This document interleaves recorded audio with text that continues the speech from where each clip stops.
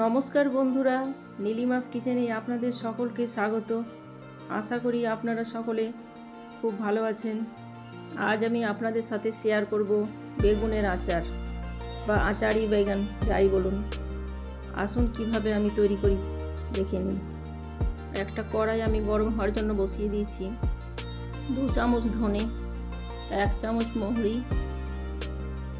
2 চামচ সাদা সর্ষে আর হাফ চামচ কালো জিরে, 1 চামচ মতো গোটা গোলমরিচ আর একটা তেজপাতা নিয়েছি আর একটা শুকনো লঙ্কা। এইগুলোকে আমি কম হিটে 2 মিনিট মতো গরম করে নেব। মশলাগুলো বেশি ভাজার দরকার নেই, একটুখানি গরম হলেই হবে। একটুখানি গরম করে নিলে গুঁড়ো করতে খুব সুবিধে হবে। আপনাদের কাছে যদি এই মশলাগুলো গুঁড়ো করা থাকে তাহলে একসাথে মিশিয়ে নিলেই আচারের জন্য মশলা রেডি হয়ে যাবে। মশলাটা কিছুক্ষণ রেখে দেবো ঠান্ডা হওয়ার জন্য। ওই গরম কড়াইয়ের মধ্যে 1 চামচ মেথি দিয়ে দিলাম। আজ আমি মেথিটা দিতে ভুলে গেছিলাম, তাই একটুখানি গরম করে নিলাম। আচারের জন্য আমি ছোট বেগুন নিয়েছি 500 গ্রাম।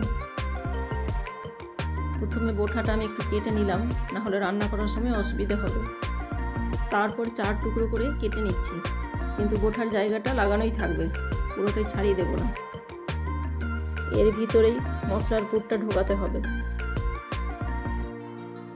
পুরো বেগুনটাই আমি এইভাবে কেটে নিচ্ছি। বেগুনের আচার ছোট বেগুনেই বেশি ভালো হয়, বড় বেগুনও তৈরি হবে।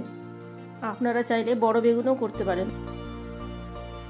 আমি একটা গ্রাইন্ডিং জার নিয়েছি, নিয়ে সব মশলাগুলো ওর মধ্যে ঢেলে দিচ্ছি। মেথিটাও দিয়ে দিলাম। ভালো করে মুখটা বন্ধ করে দেব। তারপর একটা ফাইন পাউডার বানিয়ে নিতে হবে। দেখুন হয়ে গেছে গোটা মশলাগুলো গুঁড়ো করা।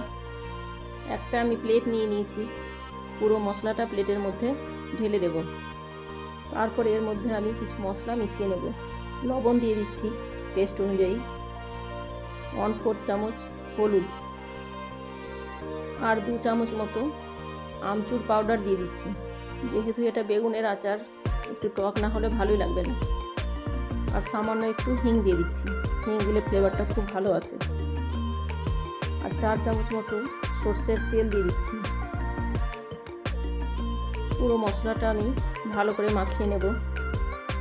আপনারা চাইলে এর মধ্যে একটু চিনিও দিতে পারেন, এই 2 চামচ মতো। আমি চিনি দিইনি, সুগার আছে তাই। একটু চিনি দিলে খুব টেস্টি হয় খেতে, টক ঝাল মিষ্টি সবগুলোই থাকে। আচারের জন্য পুর তৈরি হয়ে গেছে। এবারে আমি মশলাগুলো বেগুনের মধ্যে খুব ভালো করে ভরে নেব। এই বেগুনের আচার খেতে ভীষণই টেস্টি হয়। একদিন তৈরি করলে 4-5 দিন খাওয়া যায়। ফ্রিজে ঢোকানোর দরকার নেই, বাইরে রাখলেই ভালো থাকবে। সব কিছুর সাথে আপনারা খেতে পারেন, রুটি, পরোটা বা ভাতের সাথেও খাওয়া যায়। এইভাবেই পুরো মশলাগুলো বেগুনের মধ্যে ভরে নিতে হবে।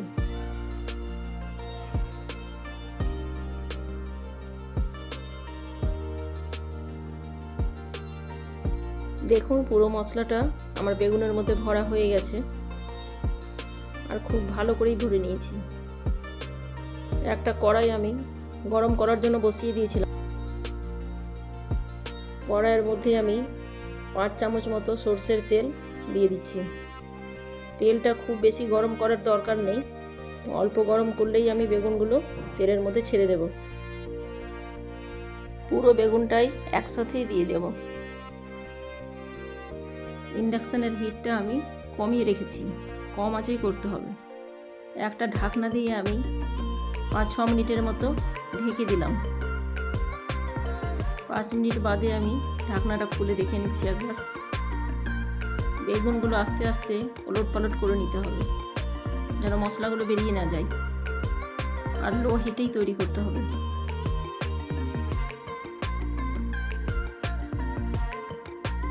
আমি আবার একবার ঢাকনা দিয়ে কিছুক্ষণের জন্য ঢেকে দিচ্ছি।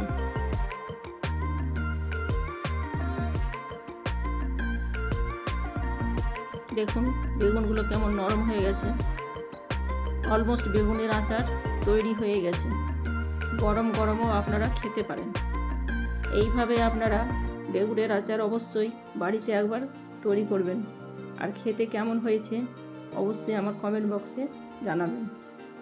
বন্ধুরা, যদি আপনাদের এই ভিডিওটি ভালো লেগে থাকে তাহলে লাইক, শেয়ার, সাবস্ক্রাইব আর কমেন্ট অবশ্যই করবেন। ভালো থাকবেন, সুস্থ থাকবেন। আবার দেখা হচ্ছে পরের ভিডিওতে। ধন্যবাদ।